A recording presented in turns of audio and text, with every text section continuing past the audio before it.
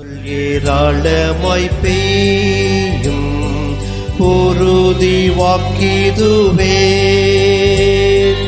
ஆறுதல் தேறுதல் செய்யும் சபையை உயிர்ப்பிக்குமே. அருள் ஏராளம் அருள் அவசியமே, அற்பமாய் சொற்பமாய் அல்ல திரளாய் பெய்யட்டுமே.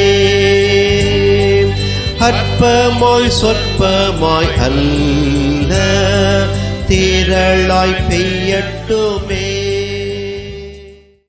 பிதா குமாரன் பரிசுத்த ஆவியானவரின் திருநாமம் நம் அனைவரையும் ஆசீர்வதித்து வழிநடத்தி காப்பாராக. ஆமேன். ஜெபம் செய்வோம்.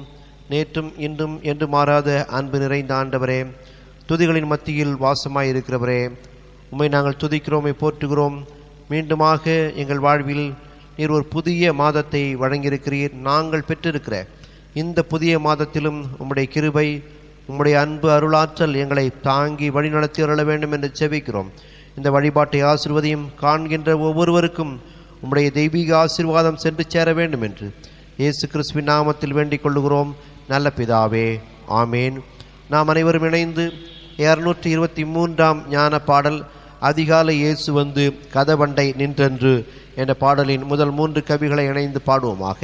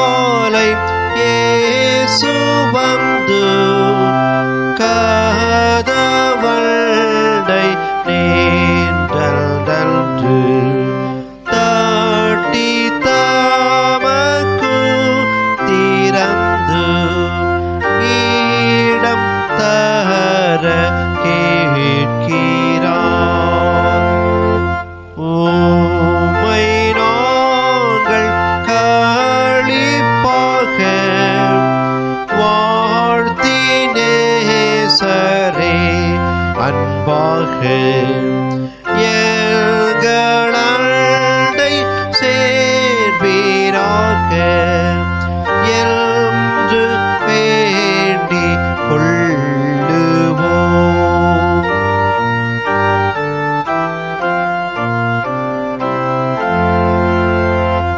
தீனம் எங்களை நடத்தி சத்துருக்களை துரத்தி எங்கள் மனதை திடத்தி நல்ல மேய்ப்பராயிரும்.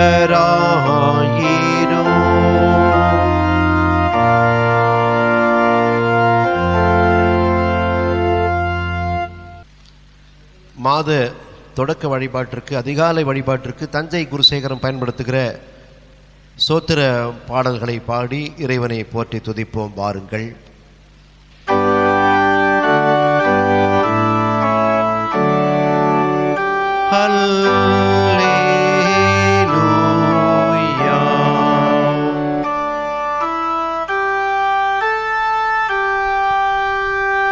வானங்களிலிருந்து கர்த்தரை துதியுங்கள், உன்னதங்களில் அவரை துதியுங்கள். அவர் தூதர்களே, நீங்கள் யாவரும் அவரை துதியுங்கள். அவர் சேனைகளே, நீங்கள் யாவரும் அவரை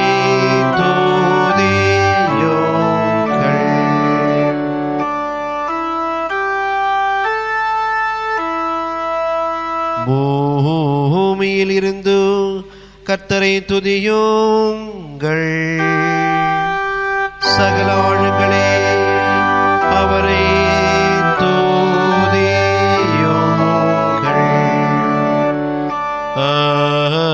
அக்கினியே கல்மழையே அவரை துதியுங்கள். மூடுபடியே அவர் சொற்படி செய்யும் பெருங்காற்றே அவரை துதியுங்கள்.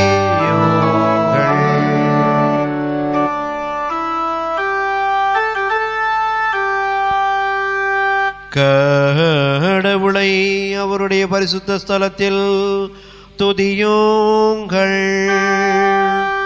அவருடைய வல்லமை விளங்கும் ஆகாய விரிவிலே அவரை துதியுங்கள்.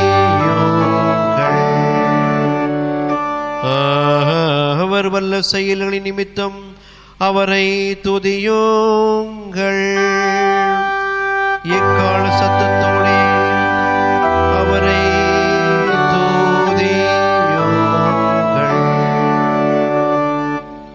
இந்த மாதத்தின் தொடக்க வழிபாட்டிற்கு வாசிக்கப்பட வேண்டிய வேத பகுதி அது சங்கீதங்களின் புஸ்தகம் 93ஆம் பகுதி, 93வது சங்கீதம் முழுவதும். கர்த்தர் ராஜரீகம் பண்ணுகிறார், மகத்துவத்தை அணிந்து கொண்டிருக்கிறார்.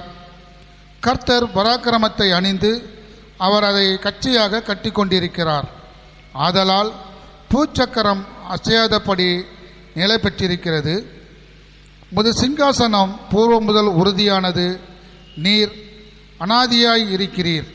கர்த்தாவே, நதிகள் எழும்பின, நதிகள் இரைச்சலிட்டு எழும்பின, நதிகள் அலைதிரண்டு எழும்பின.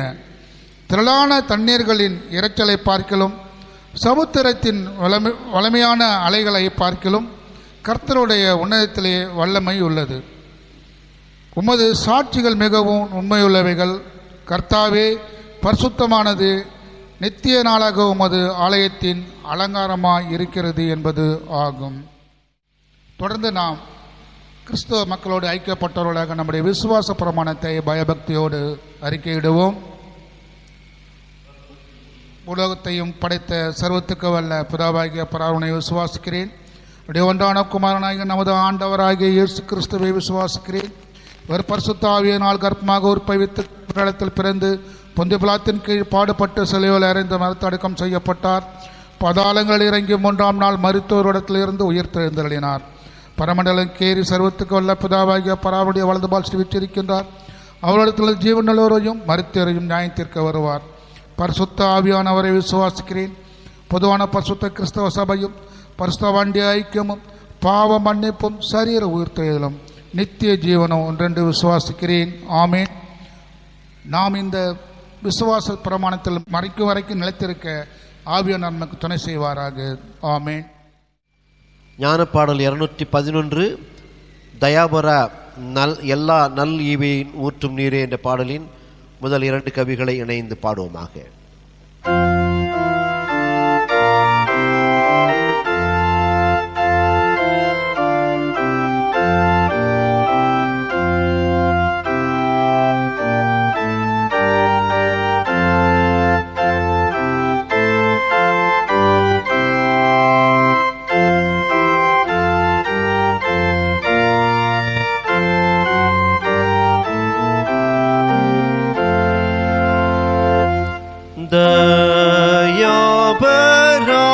தயாபராயெல்லாம் நல்கீவில் ஊற்றும் நீரே உள்டானதை எல்லாம் அளித்தோர் தேவரீரே எல் தேகம் ஆவிக்கும் எல் மனசாட்சிக்கும் சீராயிருக்கிற ஆரோக்கியம் கொடும்.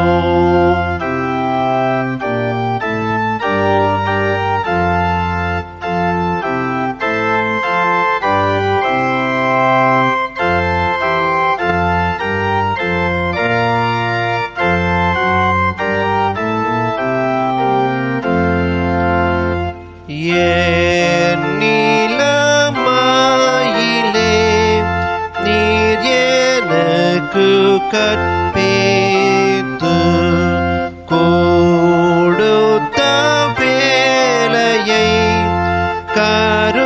தாய் நான் முடித்தும் நான் தக்க வேளையில் ஒவ்வொன்றை செய்யவும் என் செய்கை வாய்க்கவும் சகாயமாயிரும்.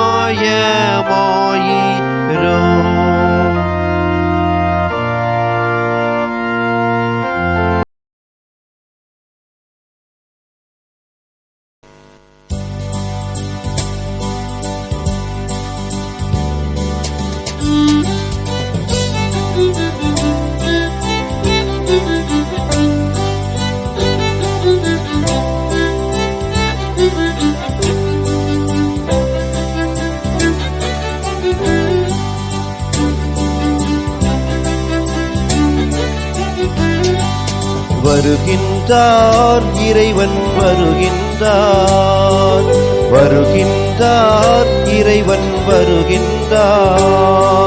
வான்புவி படைத்த வல்லவர் இறைவன், வாழ்வதின் ஊற்றாம் பின்னவர் இறைவன். வான்புவி படைத்த வல்லவர் இறைவன், வாழ்வதின் ஊற்றாம் பின்னவர் இறைவன். வருகின்றார் இறைவன் வருகின்றார், வருகின்றார் இறைவன் வருகின்றார்.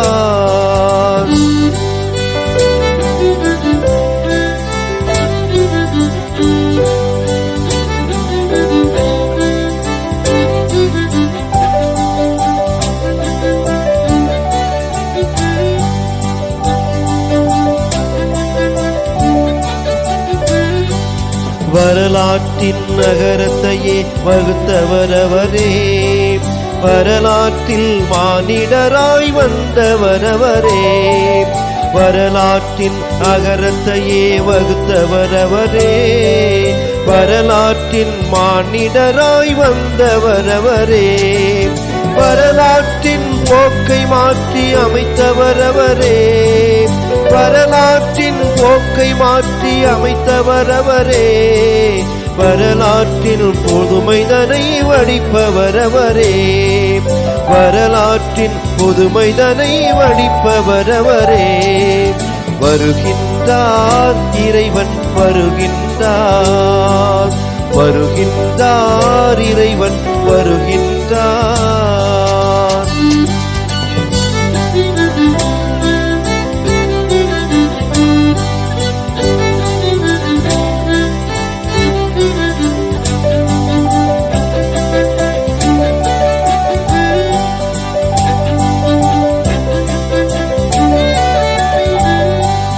உரிமையுடன் நாட்கொள்ளும் உத்தமரவரே, பிரிவினையாம் சுவர்களையே தகர்ப்பவரவரே. உரிமையுடன் ஆட்கொள்ளும் உத்தமரவரே, பிரிவினையாம் சுவர்களையே தகர்ப்பவரவரே. நிறைவான ஒளி வாழ்வை தருபவரவரே, நிறைவான ஒளி வாழ்வை தருபவரவரே. மறைவாக ஏழை உருவில் வருபவரவரே, மறைவாக ஏழை உருவில் வருபவரவரே. வருகின்றார் இறைவன் வருகின்றார், வருகின்றார் இறைவன் வருகின்றார். வான்புவி படைத்த வல்லவர் இறைவன், வாழ்வதின் ஊற்றாம் பின்னவர் இறைவன். வான்புவி படைத்த வல்லவர் இறைவன், வாழ்வதின் ஊற்றாம் பின்னவர் இறைவன். வருகின்றார் இறைவன் வருகின்றார், வருகின்றார் இறைவன் வருகின்றார்.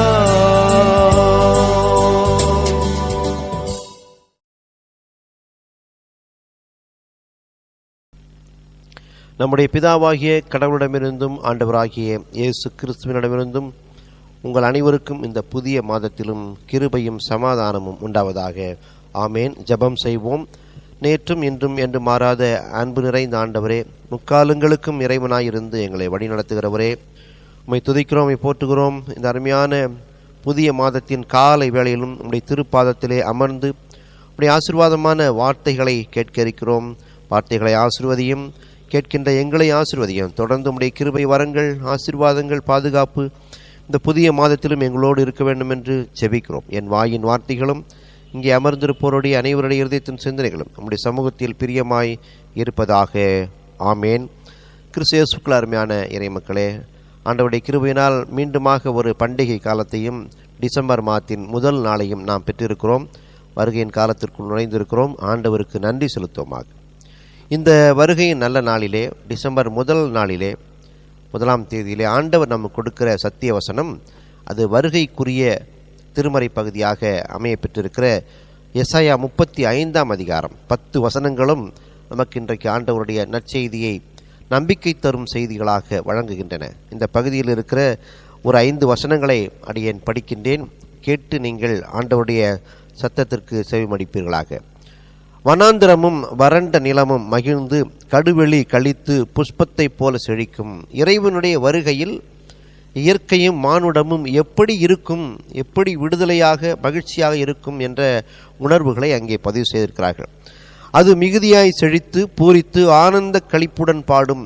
லீபனோனின் மகிமையும் கர்மேல் சாரோன் என்பவைகளின் அலங்காரமும் அதற்கு அளிக்கப்படும். அவர்கள் கர்த்தருடைய மகிமையையும் நமது கடவுளுடைய மகத்துவத்தையும் காண்பார்கள். தளர்ந்த கைகளை திடப்படுத்தி தள்ளாடுகிற முழங்கால்களை பலப்படுத்துங்கள். மனம் பதறுகிறவர்களை பார்த்து நீங்கள் பயப்படாதிருங்கள், திடன் கொள்ளுங்கள். இதோ உங்கள் இறைவன் நீதியை சரிகட்டவும் உங்கள் கடவுள் பதிலளிக்கவும் வருவார். அவர் வந்து உங்களை இரட்சிப்பார் என்று சொல்லுங்கள். அப்பொழுது பார்வையற்றவரின் கண்கள் திறக்கப்படும், செவிடரின் செவிகள் திறவுண்டு போகும். அப்பொழுது முடவன் மானை போல குதிப்பான், ஊமையன் நாவும் கெம்பீரிக்கும். வனாந்தரத்திலே தண்ணீர்களும் கடுவெளியிலே ஆறுகளும் பாய்ந்தோடும் என்று இந்த திருமறை பகுதி சொல்கிறது. அருமையான இறை மக்கள், இறை வருகையில் இவைகள் எல்லாம் நமக்கு வெகுவாய் பலன் தரக்கூடியவைகளாக இருக்கும் என்று ஆண்டவர் கூறுகிறதை பார்க்கிறோம். இயற்கைக்கு விடுதலை தருகிற ஆண்டவரை நாம் வருகையிலே காண்போம். லீபனோன் செழித்து பனி பிரதேசம் செழித்து மகிழ்ச்சியாய் இருக்கும். வறண்டு போனவைகள் எல்லாம் வனாந்தரங்களும் கடுவெளியான பகுதிகளும் கர்த்தரின் வழி நாளிலே சிறப்பாக இருக்கும் என்பதை நாம் இந்த 3-4 வசனங்களிலே பார்க்கிறோம். அருமையான இறை மக்களே, தூய வழியிலே இருந்தால் இறைவனின் மீட்பு நமக்கு வந்து கிடைக்கும் என்பதை இயற்கை நமக்கு போதிக்கிறதை பார்க்கிறோம். குறைவுகளிலே நாம் நிறைவுகளை காண்போம். இறைவனுடைய வருகையிலே குறைவுகளை நிறைவாக்க ஆண்டவர் வருகிறார் என்பதை நாம் 3ஆம் வசனத்திலே பார்க்கிறோம். தளர்ந்த கைகளை திடப்படுத்தி தள்ளாடுகிற முழங்கால்களை பலப்படுத்துங்கள், கவலைப்படாதீங்கன்னு சொல்லுங்க, ஆண்டவர் வருகிறார், மகிழ்ச்சியாயிருங்கள், தைரியமாயிருங்கள் என்று சொல்லுங்கள் என்று இந்த திருமறை பகுதி நம்மை உற்சாகப்படுத்துகிறதை பார்க்கிறோம். பதறுகிறவர்களை பார்த்து பயப்படாதிருங்கள், திடங்கொள்ளுங்கள், இதோ உங்கள் கடவுள் பதிலளிக்கிற கடவுளாக வருகிறார் என்று அழகாக இங்கே பதிவு செய்திருக்கார். இந்த பகுதியை எசாயா தீர்க்கதரிசி யாருக்கு எங்கே எழுதினார் என்று புரிந்து கொண்டால் இன்னும் இந்த திருமறை வசனங்கள் நமக்கு மிகுந்த பலன் அளிக்கும். இஸ்ரவேல் மக்கள் சிறைப்பட்டு போன அந்நிய தேசத்திலிருந்து எருசலேம் தேவாலயத்தை நோக்கி பார்த்து ஏக்கத்தோடு நிற்கின்ற சமயத்தில் எசாயா தீர்க்கன் மூலமாக இறைவனின் வாக்கு தத்தம், இறைவனின் வார்த்தைகள் மக்களுக்கு வழங்கப்படுகிறது. கவலைப்படாதிருங்கள், உங்கள் தேசத்திற்கு நீங்கள் திரும்ப செல்ல இருக்கிறீர்கள், மகிழ்ச்சியோடு இருங்கள், துன்பம் இல்லை, உங்களுக்கு கவலை இல்லை, இறைவன் வருகிறார், வந்து உங்களை மீட்டெடுப்பார், இந்த அந்நிய தேசத்திலிருந்து உங்களை உங்கள் சொந்த தேசத்திற்கு கொண்டு செல்வார், கவலைப்படாதீர்கள் என்று 50 ஆண்டு காலம் சிறையிருப்பில் இருந்த இஸ்ரவேல் மக்களுக்கு, பாபிலோன் சிறையிருப்பில் இருந்த இஸ்ரவேல் மக்களுக்கு எசாயா தீர்க்கன் மூலமாக சொல்லப்பட்டதாக இதனுடைய வரலாறு நமக்கு சொல்லுகிறதை பார்க்கிறோம். குறைவுகளை நிறைவாக்க அவர் வருகிறார். தளர்ந்த கைகளை திடப்படுத்தி தள்ளாடுகிற முழங்கால்களை பலப்படுத்துகிற ஆண்டவராக அவர் வருகிறார். நீங்களும் கவலைப்பட வேண்டாம். இந்த புதிய மாதம் உங்களை இவ்விதமாக ஆற்றுகிறது, இவ்விதமாக உங்களை ஆசீர்வதிக்கிறதை பார்க்கிறோம். அவ்விதமாக இயற்கைக்கும் மானுடருக்கும் விடுதலை அளிக்கின்ற நாளாக இந்த வருகையின் நாள் இருக்கிறது. 5ஆம் வசனத்தை பார்ப்போம் என்றால், அப்பொழுது மேசியாவுடைய வருகையிலே பார்வையற்றவர்கள் பார்வை பெறுவார்கள், காது கேளாதவர்கள் காது கேட்பார்கள், சப்பானிகள் முடவன் எல்லாருமே எழுந்து நடப்பார்கள், ஊமையர்கள் பேசுவார்கள் என்று போட்டிருக்கார். அவைகள் எல்லாமே புதிய ஏற்பாட்டு நிகழ்வுகளிலே இயேசு கிறிஸ்துவானவர் மூலமாக, மேசியா மூலமாக நிறைவேறி இருக்கிறதை பார்க்கிறோம். எனவே இறைவனுடைய வருகை நிறைவாக இருக்கிறது. ஆண்டவர் வந்து நமக்கு ஆசீர்வாதங்களை வழங்கி சென்றிருக்கிறார். இரண்டாம் வருகையிலும் வந்து நம்மை ஆசீர்வதிக்க இருக்கிறார். எனவே கவலைப்பட வேண்டாம், திடன் கொள்ளுங்கள், மகிழ்ச்சியாயிருங்கள் என்று சொல்லுகிறதை பார்க்கிறோம். பலன் கொடுக்க இயலாத இயற்கையெல்லாம் பலன் கொடுக்கும். 7ஆம் வசனத்தை படிப்பீர்கள் என்றால், காணல் பறக்கும் இடமாக தான் தண்ணீர் தடாகமாக மாறும், வறண்ட நிலங்கள் எல்லாம் நீரூற்றுகளாக மாறும் என்று 7ஆம் வசனத்திலே பதிவு செய்திருக்கிறார்கள். எனவே பலன் கொடுக்க இயலாதவைகள் எல்லாம் பலன் கொடுக்கும் இறை வருகையிலே. புதர்களிலே நாணல் முளைக்கும், எல்லாம் இயற்கையெல்லாம் திரும்ப நமக்கு கிடைக்கும் என்கின்ற பதிவுகளை அங்கே போட்டிருக்கிறார்கள். யோவேல் 3ஆம் அதிகாரம் 17 அப்பொழுது எருசலேம் பரிசுத்த ஸ்தலமாகும், அந்நியர்கள் இனி அதை கடந்து போவதில்லை. ரோமர் கிரேக்கர்கள் இனி அங்கே இல்லை என்று அர்த்தமாகிறது. இனி இஸ்ரவேல் மக்களே அங்கே வாழ்வார்கள் என்று சொல்கிறார். இதில் ஆறுதலான ஆசீர்வாதமான ஒரு வார்த்தையை பார்ப்போம் என்றால் 10ஆம் வசனம் தான் நம்ம எல்லோரும் எடுத்து வைத்து புரிந்து கொள்ள அழைக்கப்படுகிறோம். எசாயா 35:10 கர்த்தரால் மீட்கப்பட்டவர்கள் அந்த அந்நிய தேசத்திலிருந்து, அந்த பாபிலோன் தேசத்திலிருந்து மீண்டும் வருகிற பொழுது எப்படி இருப்பார்கள் என்று அங்கே எழுதியிருக்கிறார்கள். கர்த்தரால் மீட்கப்பட்டவர்கள் ஆனந்த களிப்புடன் பாடிக்கொண்டே வருவார்கள், பாடி சீயோனுக்குள் வருவார்கள், எருசலேமுக்குள் வருவார்கள், நித்திய மகிழ்ச்சி அவர்கள் அடைவார்கள் என்று இங்கே பதிவு செய்திருக்கிறார்கள். அருமையான இறை மக்களே, நித்திய மகிழ்ச்சியை அவர்கள் அடைவார்கள், இனி சஞ்சலமும் தவிப்பும் ஓடிப்போகும் என்று அந்த அதிகாரமே முடிகிறதை பார்க்கிறோம். அருமையான இறை மக்களே, ஆண்டவரால் நாம் புதிய மாதத்தை பெற்றிருக்கிறோம், மற்றொரு பண்டிகை காலத்தை பெற்றிருக்கிறோம். மீட்கப்பட்ட மக்களாக இறைவனின் கரங்களை பிடித்து கொண்டு அவரோடு நாம் நடப்பதற்கு நாம் இருக்கிறோம். ஆண்டவர் நம்மை அழைத்து செல்கிறார். எருசலேம் என்கின்ற சமாதானத்தை நோக்கி நம்மை அழைத்து செல்கிறார். எருசலேம் என்கின்ற சமாதானத்தின் ஆசீர்வாதத்தை நோக்கி நம்மை அழைத்து செல்கிறதை பார்க்கிறோம். பாபிலோனிலிருந்து பாடிக்கொண்டே சென்ற மக்கள் சஞ்சலமும் பெருமூச்சும் நீங்க பெற்றவர்களாக, நம்பிக்கை பெற்றவர்களாக, மகிழ்ச்சி பெற்றவர்களாக அவர்கள் இறைவனோடு செல்லுகிறதை பார்க்கிறோம். அருமை இறை மக்களை, வெளிப்படுத்தின சுவிசேஷமும் இப்படிதான் முடிகிறது. 21:4 அதிகாரம், அவர்கள் கண்களில் இருந்து கண்ணீர் யாவையும் துடைப்பார், அவர்களுக்கு இனி துக்கமும் இல்லை, வேதனையும் இல்லை, அலறலும் இல்லை. உங்கள் வாழ்க்கையிலும் இனி கண்ணீர் இல்லை, கவலை இல்லை, துக்கம் இல்லை, ஆனந்த களிப்போடு பாடிக்கொண்டு இறைவனோடு இணைந்து செல்ல இருக்கிறீர்கள். உங்கள் துன்பங்களை எல்லாம் ஆண்டவர் நீக்க இருக்கிறார். இந்த புதிய மாதத்திலே ஆண்டவர் வருகையிலே நாம் புதிய மானுடமாக மாற வேண்டும் என்றுதான் ஆண்டவர் நம்மை எதிர்பார்க்கிறார். நீங்கள் புதிய மானுடமாக மாறுகிற பொழுது இறைவனுடைய இவ்விதமான ஆசீர்வாதங்கள் எல்லாம் இருக்கும் என்று இங்கே ஆண்டவர் சொல்லுகிறார். அதனாலே நமக்குள் ஒரு மாற்றம், நம் திருச்சபைக்குள் ஒரு மாற்றம், நம் சமூகத்திற்குள் ஒரு ஆன்மீக மாற்றம் நிகழ்ந்திடல் வேண்டும். அதனால்தான் ஏசாயா 2ஆம் அதிகாரத்திலே 4ஆம் வசனத்திலே சொல்லியிருக்கிறார்கள், பட்டயங்களை மண்வெட்டிகளாகவும் ஈட்டிகளை அருவாள்களாகவும் மாற்றுங்கள், அடியுங்கள் என்று சொல்லியிருக்கிறார்கள். அப்படி என்றால் என்ன என்றால், கொலை கருவிகள் எல்லாம், பகைமையின் கருவிகள், சின்னங்கள் எல்லாம், அழிக்கும் கருவிகள் எல்லாம் இனி ஆக்கப்பூர்வமான கருவிகளாக மாற வேண்டும் என்று அங்கே ஏசாயா பதிவு செய்கிறதை பார்க்கிறோம்.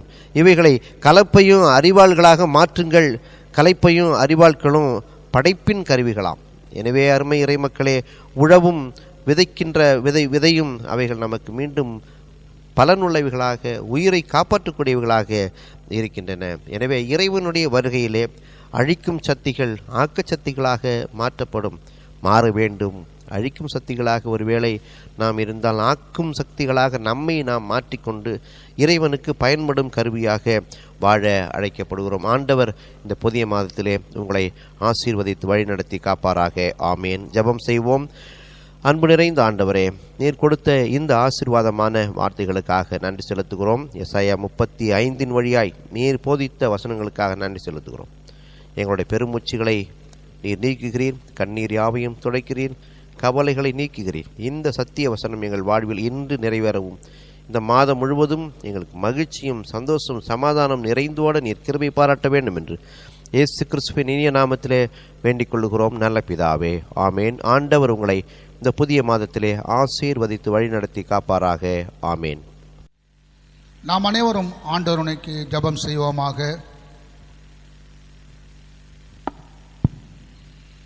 எங்கள் அன்பான ஒன்றான குமாரனே, எங்கள் மீட்பராகிய இயேசு கிறிஸ்துவே, தேவரீர் உலகத் தோற்றத்திற்கு முன்பே நீர் தெய்வ மகிமை நிறைந்தவராய் இருந்தீர். இந்த மகிமையை விட்டு உலகத்திற்கு இறங்கி வந்து பாவிகளை மீட்டு கொள்ள சித்தமாக கொண்டீர். இந்த சத்தியத்தை நாங்கள் எங்கள் மனதில் வைத்து ஒளியின் மக்களாக நடந்து கொள்ள எங்களுக்கு துணை செய்தலை வேண்டும். ஆண்டவரே, எங்களை இந்த கொலை நோயிலிருந்து மீட்க மட்டுமே இல்லாமல் ரட்சித்து உம்முடைய ராஜ்யத்தில் சேருவதற்கு எங்களை நீ ஒவ்வொரு நாளும் ஆற்றி தேற்றி வழிநடத்தி சுமந்து தப்பி வைத்து ஆசீர்வதித்து உமது ராஜ்யத்தில் சேர்ப்பதற்கு எங்களை தகுதிப்படுத்திக் கொண்டிருப்பதற்காக இப்பொழுதும் சுவாமி நாங்கள் உம்மை மனதார ஸ்தோத்தரிக்கிறோம். எங்களை மீட்டு கொண்டருளும் சுவாமி. ஆமீன். நாம் அனைவரும் இணைந்து கர்த்தர் நமக்கு பித்த ஜபத்தை சொல்லுவோமாக.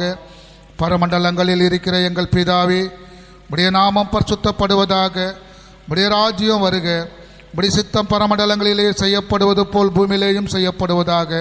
அன்றன்றுள்ள ஆகாரத்தை எங்களுக்கு இன்று தாரும். எங்கள் கடன்காரர்களுக்கு நாங்கள் மன்னித்து விடுவது போல் நீரும் எங்கள் பாவக்கடங்களை எங்களுக்கு மன்னியும். எங்களை சோதனைக்குள் பிரவேசிக்க பண்ணாதிரும், தீமையிலிருந்து ரட்சித்துக் கொள்ளும். ராஜ்யமும் வல்லமையும் மகிமையும் உமைக்கு என்றென்றும் இருப்பதாக. ஆமீன்.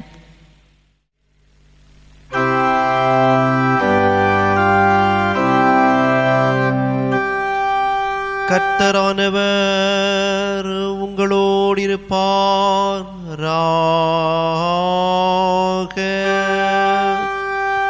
அவர் உமதாவியுடன்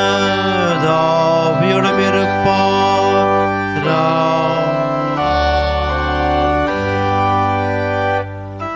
கர்த்தரானவர் உன்னை ஆசீர்வதித்து உன்னை காப்பாராக.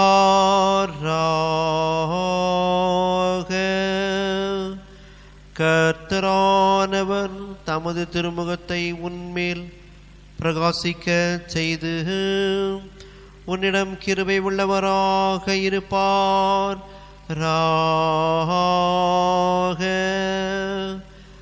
கர்த்தரானவர் தமது திருமுகத்தை உனக்கு பிரசன்னமாக்கி உனக்கு சமாதானம் தந்தருள்வாராக.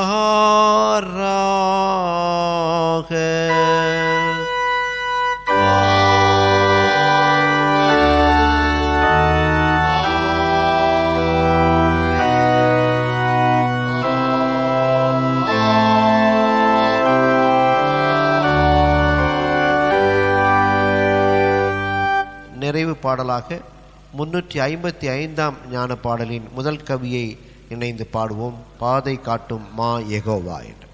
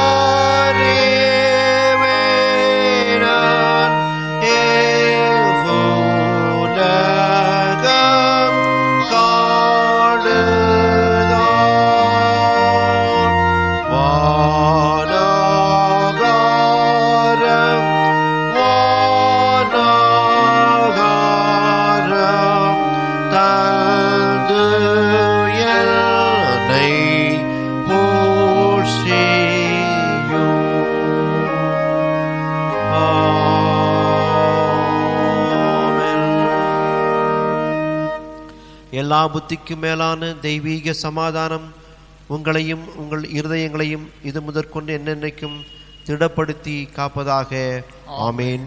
என் ஆத்துமாவே கர்த்தரை ஸ்தோத்திரி, என் முழு உள்ளமே அவருடைய பரிசுத்த நாமத்தை ஸ்தோத்திரி. என் ஆத்துமாவே கர்த்தரை ஸ்தோத்திரி, அவர் செய்த சகல உபகாரங்களையும் மறவாதே. ஆமேன். ஆமேன். பராபரனுக்கு ஸ்தோத்திரம்.